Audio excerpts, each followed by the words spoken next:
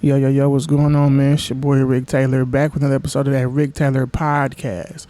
And y'all already know what it is, man. I'm here with a special guest today, man. I'm here with my boy Tyree Pope the Third, man. What's going on with you, man? How you doing, man? It's been a long time coming.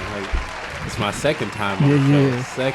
Second time. You know, back then I was doing like the Vlad style interviews, pull up and just interview. I'd be off the camera, but now I got the different vibes going on. I got the podcast, so it was only right to bring you back around. Yeah, man, I'm loving it. Oh yeah, for sure. So thank you for coming. And thank you for having me. Oh yeah, for sure. Like I was telling you off camera, like, you know what I'm saying, like I appreciate the game you gave me, like with some of like the edits and stuff like that. That's why you see, that's what this the man. He's mainly one of the reasons why y'all see like a lot of those different edits, like those scale ins and stuff.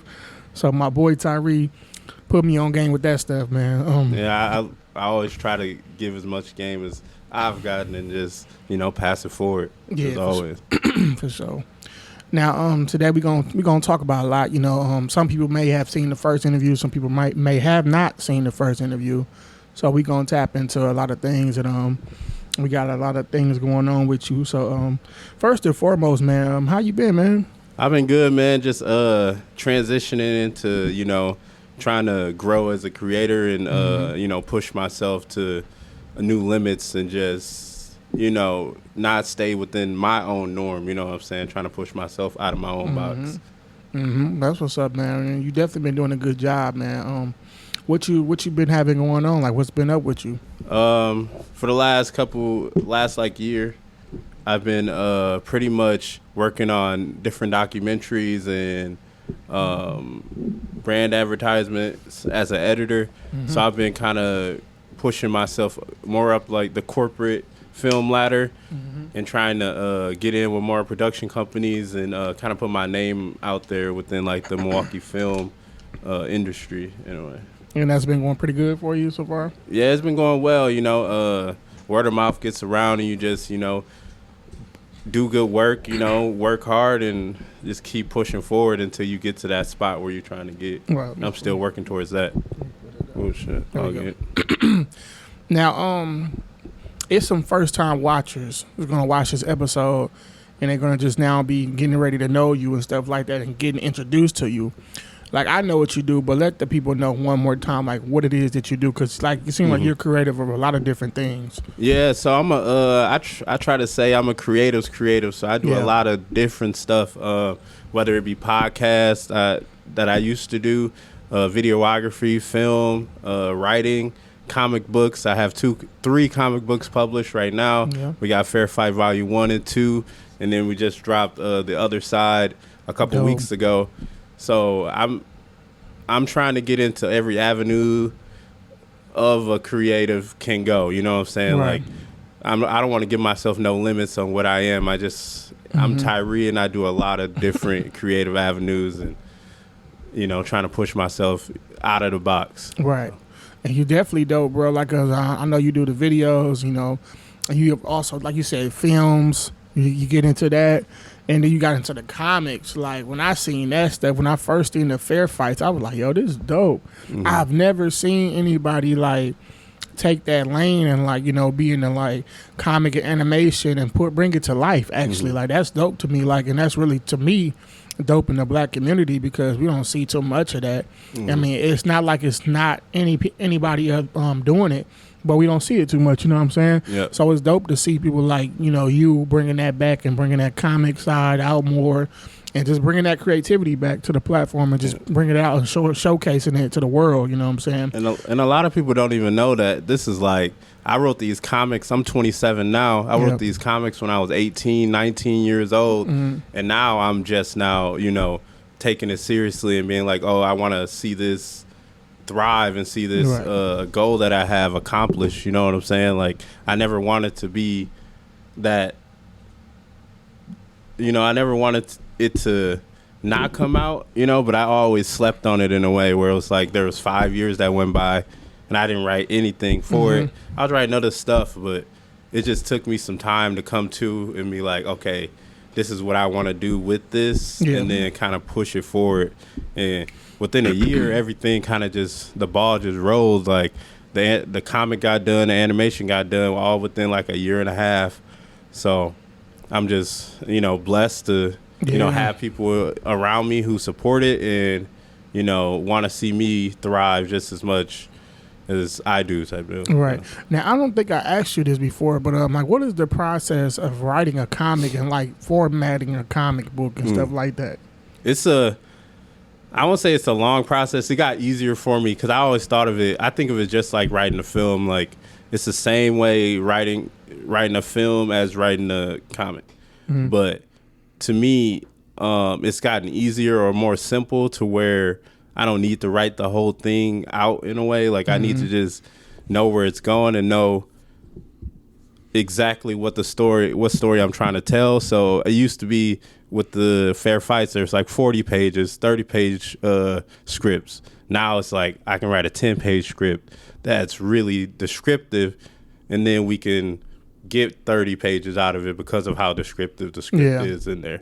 So that's dope. And like, did you do the drawing? Like, okay, when you do a comic, do you draw the pictures and stuff yourself, or do you hire somebody to do that? I hired somebody to do that. So her name's Chandra Kelly, who did those. And then for some other ones, I hired a different company that's just a little more established. And so with that, even, it's just knowing what you want and being like real firm on what you want and what you want this to look like and what you want the outcome of this book to be, and knowing what styles you want, what influences are influencing your book. So I'd say I was more in charge of like the storyboard of how everything looked, and then they kind of took over from there. That's deep. Now I can imagine how that process was. It seems like a fun process, but also can like anything else can be stressful at times. You know what I'm saying? It's definitely stressful. Like when I first hired the girl to do Fair Fight, like she disappeared for like 4 months. Like I didn't even hear from her for 4 straight months. Wow. And I was like, to me, I was like not trying to trip. It's my first time doing this. But like when you hire somebody and then they're just gone for 4 straight months, you texting them like, hey, any update, nothing. Right. Then you kind of start to trip out and you're like, hey, what's going on? Like, send me my money back.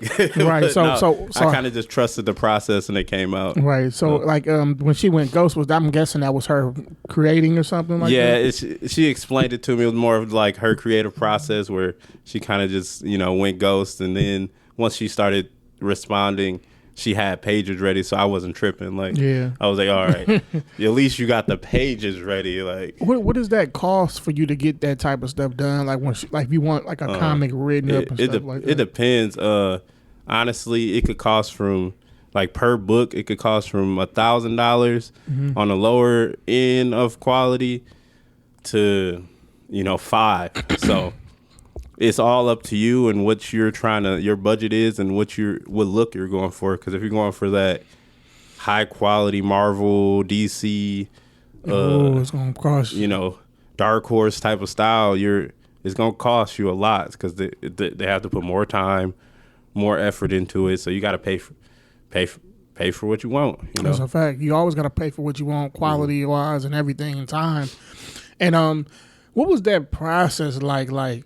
Of finding these people? I know I asked you that with the animations, but like even with that, even with the finding the lady to write, like to draw the pictures and stuff for you, like is that hard? Like, because it seems like it's like like if you're doing music, you could find a producer, like it ain't nothing. I say it's just as easy to find an artist as it is to find a producer, but it's more about finding somebody who fits you and who fits like what you want. Like it's same as a producer when you're making music. You got to find somebody who fits your style and makes the music that you want. So it's the same. Like you got to find those creatives or those illustrators who know exactly what they're doing and can be quick about it too, because sometimes you might want the book done ASAP, and some books you can wait for. But yeah, and that's dope, man. Now, I know you got the other side out right now, but we gonna touch into that too. But I want to tap into like the Fair Fight comics, because I remember that was a while ago when I interviewed you and asked you about that. Like, how is that going for you right now? Like fair fights and stuff like that.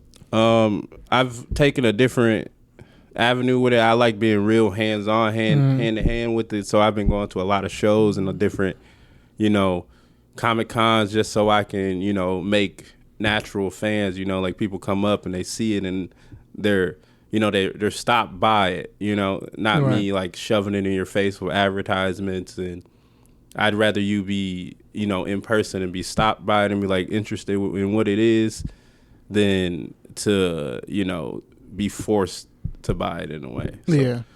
And so it's been good. A lot of new fans and new people getting involved. So I'm excited to see where the franchise and stuff can go. right, and I'm glad you brought that up to Comic Con, like, because I was going to ask you that, because I seen you at those events with your comics and stuff like that, and I was like, how did he get in there? Like, is it a certain fee you got to pay to set up? Yeah, it's definitely a fee. It depends. The bigger ones, they be finessing, so it's like you gotta know exactly what be careful. you want. So it's like the bigger ones, they'll finesse you. You end up paying like $500 for an artist table, not the exhibitor table. They're two separate things. So it's like the exhibitor table is a bigger table, got a bigger setup, but the artist table is more like for the the smaller independent comics and stuff like that. But sometimes they put you all the way in the back. They put you. Nobody even. I'm in the one that it was a bigger one. It was the Chicago Comic Con, and they put us all the way in the back, like right next to the food court where nobody really went. So it was like super slow over there.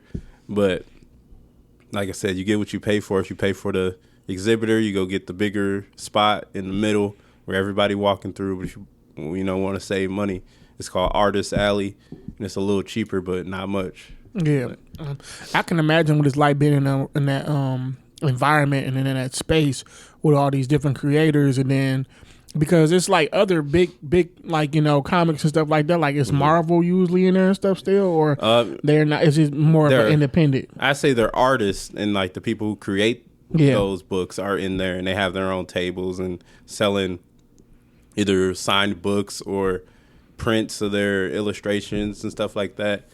So there is a competition in that realm. It's not really competition, but it's like you're competing with everybody's attention in a way to be, to garner their attention. So because either they're going to go to the dude, I was right across from, I can't remember his name, but he created the character Rogue for X-Men. So you're being right across from that guy. Are you going to catch...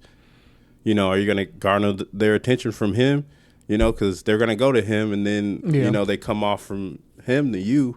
You got to, have at least something to garner their attention. So I always have the movie playing in the background, not with the sound, but just playing just there so it can catch people's attention. Yeah. Show and tell, and you can show your not only can they see the book, they can actually watch it while you talking to people. And that's really what caught a lot of people's eyes. It's not even the books half the time. It's like because I have the anime playing in the background, they're like, "What is this?" Like I watched it from all the way back there. I was watching it on the screen from like 20 booths over, and then they come up and find me. So. That's dope, man. I know that got to be a good feeling. Just being, like I said, being in that environment and then being in there with those big artists and stuff like that, and just being in the room, seeing how being influenced and just communicating, connecting. Have any of those big artists ever contact you or just came and chopped it up with you? Like, hey man, I like what you're doing. Yeah, it's dope. Gave you some game and some advice and stuff. Yeah, I've talked with his name's Mark Silvestri. He's a big comic creator, illustrator, one of the bigger independent comic book companies he runs. So he chopped it up with me one time when I saw him, and he came over to my booth and just asked me what it was all about. And I gave him a couple books, and it kind of went about his way. He wasn't trying to get my number or nothing, but he was just trying to see what it was all about. Hey, but it's a start though. Keep making, keep letting yourself get seen at them events and stuff. They're gonna know your face eventually. This guy just keep coming every year, or he's still out here with his stuff and got new stuff on top of that. You never know what doors God gonna open for you. You know what I'm saying? Yep. It's like I said. I just want to put myself out there and see where everything goes, and whatever path I end up on is wherever path I'm supposed to be on. That's a fact. You know? That's a fact. You know, God definitely gonna bless you and put you on that path because you already on the right path. You know what I'm saying? Like, you just about time, and you definitely been putting that time in because you said you was writing this like 18, 19, like 27 now. That's years and that's dedication, and you're just now getting it off the ground. You know what I'm saying? Yeah. Like, a lot of people will quit. Like, nah, I don't want to do all this work because they don't see the, you know, the success right away and stuff. And it's more about just seeing, you know, more than what you have like right now, what you can reach right now. You got to see like past that. You got to see like what you can do in 2-3 years by just, you know, constantly pushing it and constantly, you know, putting it in people's faces, you know, with the animations and with different projects. You know, it might not all be about superheroes and different, you know, any story can come out of a comic. Yeah. That's what makes it so powerful, because now it's something that a lot of people are using to be their, you know, their pitch deck. So it's like a lot of stories are coming from comics because it's something that's visual, you know, like they don't have to like look at it in an email. You can send it to a talent agent and they can literally physically have it in their hands and visually see how the story plays out. So I think that's a lot. It's helping a lot of indie comic book creators get their shows off the ground and, you know, pitch to different companies I've been seeing. So that's dope. I want to do something like that with some scripts. I've been writing and stuff like that. So, matter of fact, let's talk about that. It's some writers out here, including myself and stuff like that, or it might be some other comics out here that's going to see this and they want to know, how do you find these different, like, you know, you said, who'd you say? Like a talent, you said scout, like agents, like talent agents and stuff like that. How do you find these people? They're out there. You kind of just search for them. You know, I would just search on LinkedIn, search on Google, search for talent agents, and then go search their name on Instagram, search their name on LinkedIn, Twitter. There's so many writers out there who have been commissioned to write scripts, all because they sent out a tweet, all because they sent a DM. So, you know, just got to have courage and, you know, be brave enough to DM them. You know, don't be like, oh, he's too big for me to DM, but you never know. He might see that DM. You never know. You never know who's going to write back. Like I said, it don't hurt to try. Yeah. You know, it definitely don't hurt to try. Now I want to tap into the other side. That dropped. You dropped it on your birthday, right? I dropped the trailer for it on my birthday, yeah. Yeah, and then I dropped it on 4/20. Yeah, pretty dope, and I love the trailer and stuff like that. Let's talk about like what is the other side about? The other side is about these three. I had to burp. My bad, yo. The other side is about these three scientists who I don't want to give too much away, but they're looking for a cure for the zombie apocalypse, and their way of doing that is through weed and through different cannabis products. So they're looking for a cure, and they're, you know, testing out these. They're putting themselves like in a battlefield. So that's why you see them in the forest. That's why you see them, you know, directly in contact with zombies and different creatures and stuff like that, because they want to test and see if it works. They're testing it to see if they're gonna fully heal, or their body's gonna transform, or their minds. So that's kind of where I'm going. That's different. That's different because like I looked at the cover, it kind of gave me like, you know, it reminded me of like The Walking Dead, and this is what with the zombie apocalypse and stuff like that. But you're taking it with the different twist to it with the marijuana, and trying to find a cure. Yeah, but me and my friend Katie Hannon actually came up with this maybe 4 years ago. So we're literally just spitballing the idea, and this is kind of what came out of it, you know. So it was dope, you know. So I'm definitely tuned into that, man, because that trailer was dope. Yeah, hopefully this is one of my favorites I've written I've written all time, because the story is endless and so many things we can do with it. So the story is still developing with volume 2 and 3.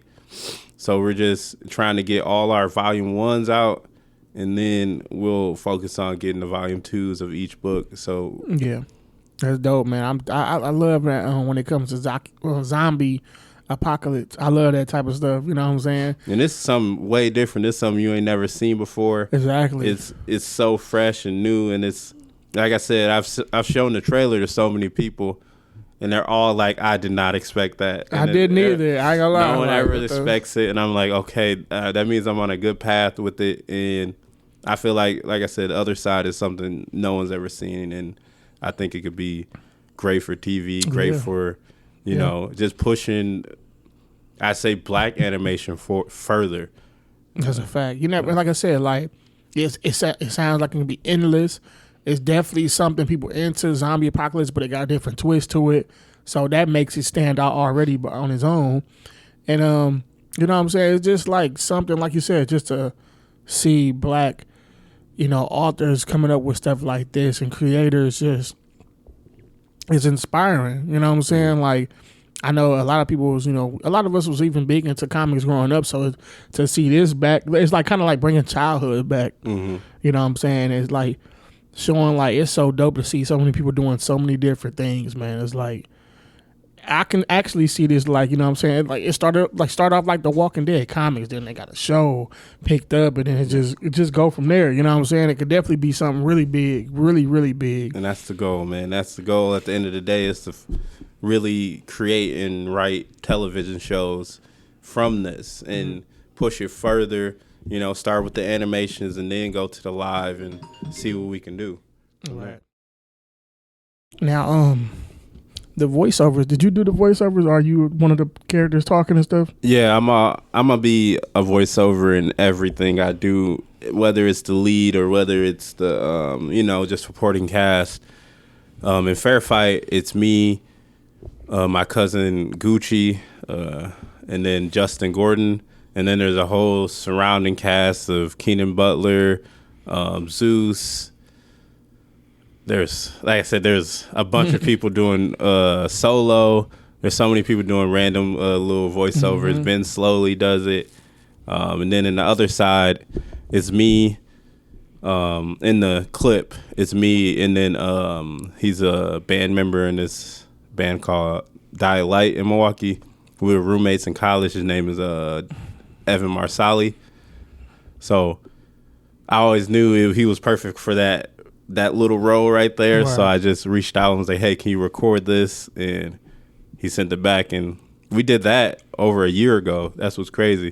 Like, it was done over a year ago, and it just was sitting in my phone. So right, that's dope, man. That's dope, because I was like, man, I wonder, like, that got to be fun, just going into the studio, recording this, and knowing what you're recording for, and see it, and when it hits the screen, like, you know. I did it just like this, like right at my counter. Yep, just talking. Just literally just talking into the mic and, you know, listening to it back and forth and be like, nah, I can't do it like that. And then sometimes I don't really hear stuff until after it's all put together, and then I'll have to almost talk over myself and do it over again. Yeah. So I know that's a process within itself. Mm-hmm.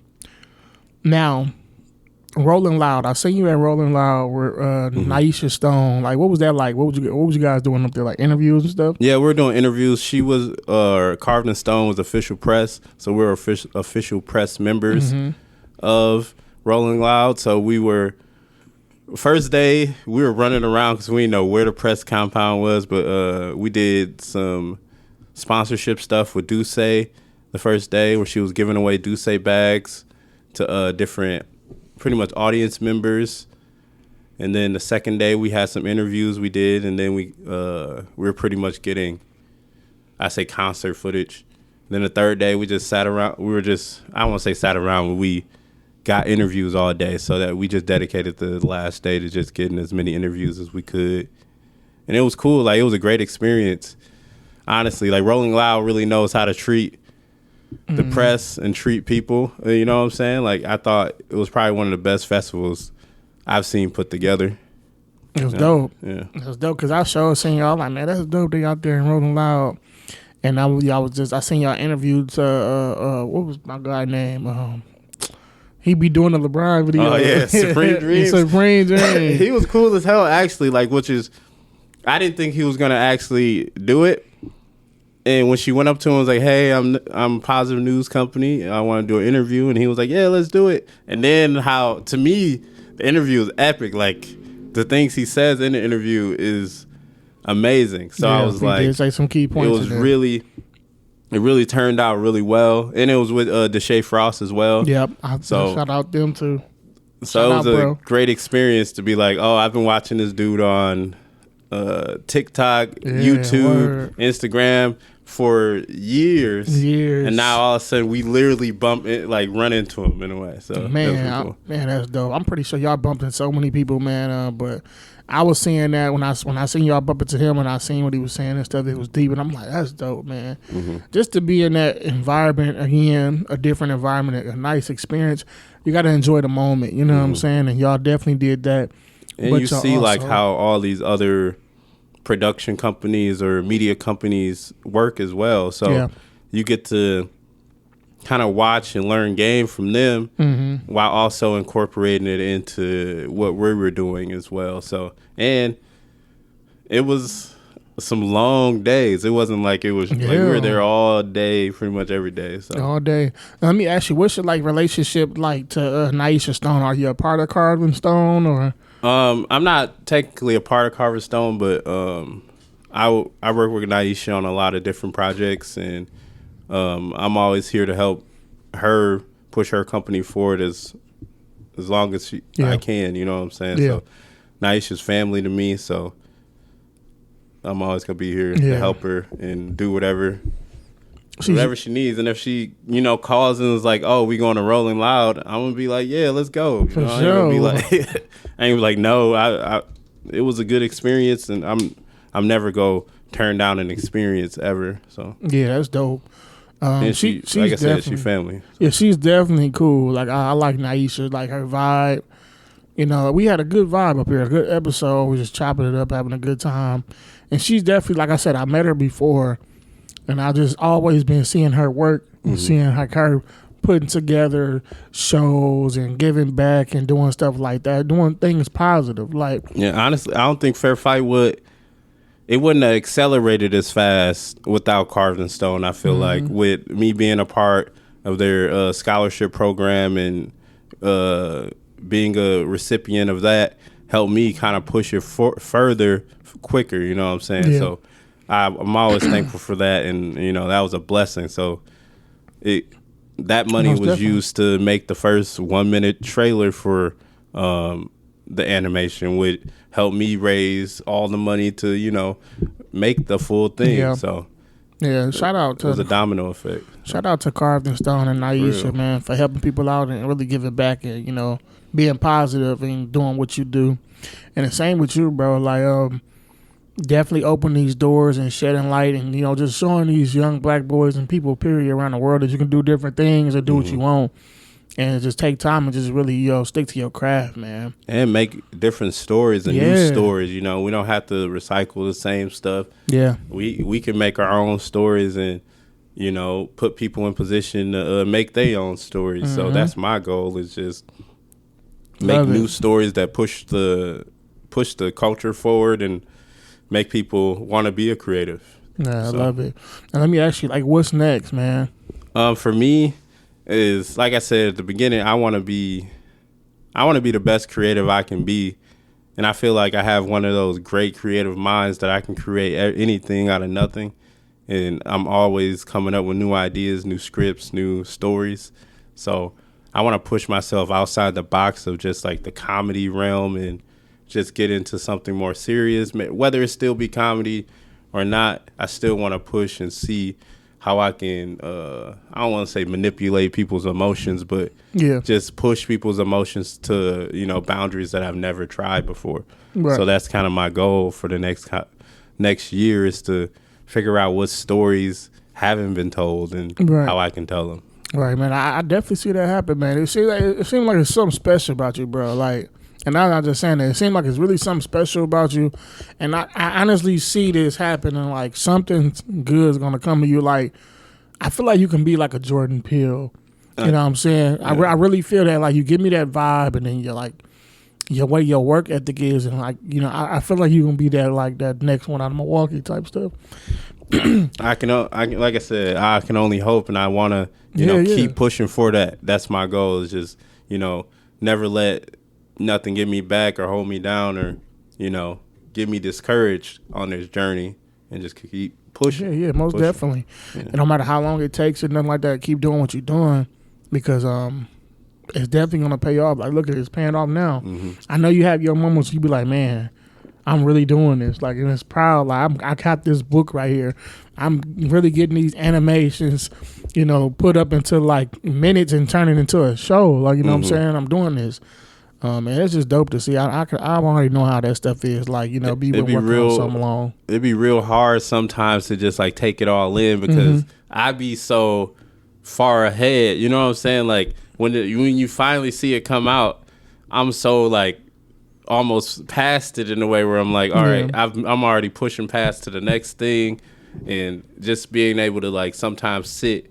That's why I always try to have like a release party or something like that, to be able to just sit and like take it all in and be like, okay, we did this. Like, we actually got that done and executed on something I never thought I could do it. You know what I'm saying? Like, when I was 18, I never thought I'd be able to produce and create my own animation, but now I'm trying to create my own animation studio. So it's me as the creative director, my guy Michael from Nigeria as the head animator, and then we have an intern, Asia. So we're all trying to push towards our own goals, but also work together to get to that one goal. Building that team, man. I'm gonna squeeze that in before we get up out of here.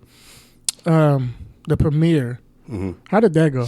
It was great, man. It was so unexpected in a way where I ran into Marquise Mays, and then I was telling him how I was trying to get in contact with different theaters to try to put on a premiere for it for the anniversary, and he hooked me up. Like, he hooked it up. He was like, hey, contact this dude and he'll hook it up for you. And I was like, all right, let me just, reach out. You never know what could happen. They might say yes. They might say no. They might do it. Do it. You know what I'm saying? Right. They might do it for the love out of it, like for really liking the project and wanting to see people see it.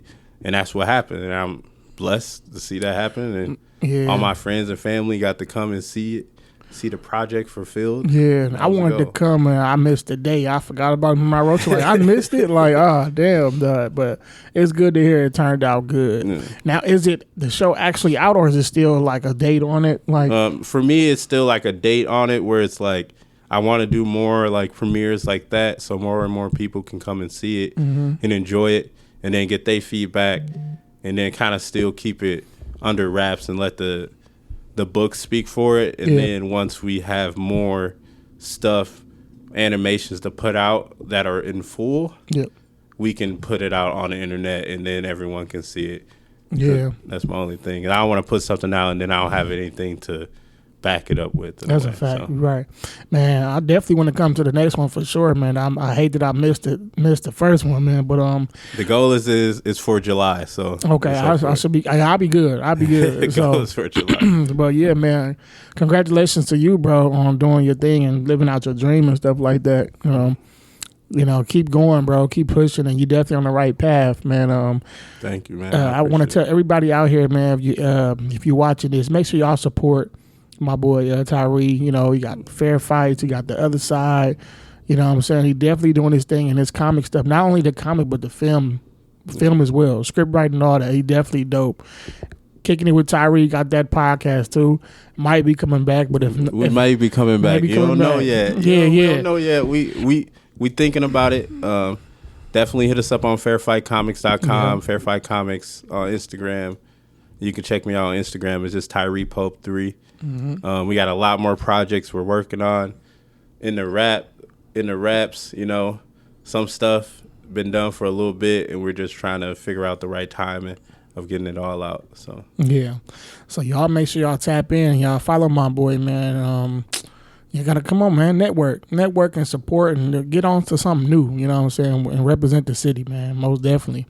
Thank you, man. I appreciate you for having me on. For sure, my boy. I appreciate you for coming. You know what I'm saying? Like, it's It took us a little minute, but we here now. God's timing is everything, you know what I'm saying? Yes, sir.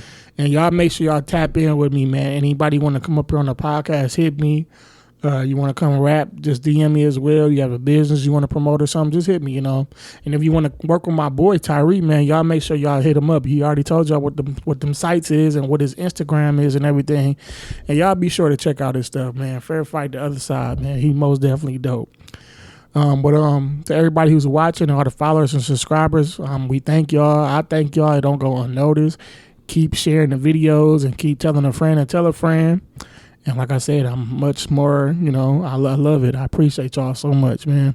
Rick Taylor Entertainment, man. My boy Tyree Pope, you know what I'm saying? The Other Side, you know what I'm saying? We out here, man. My boy with the comics, man. Fair Fights, we out here. We gone. Peace.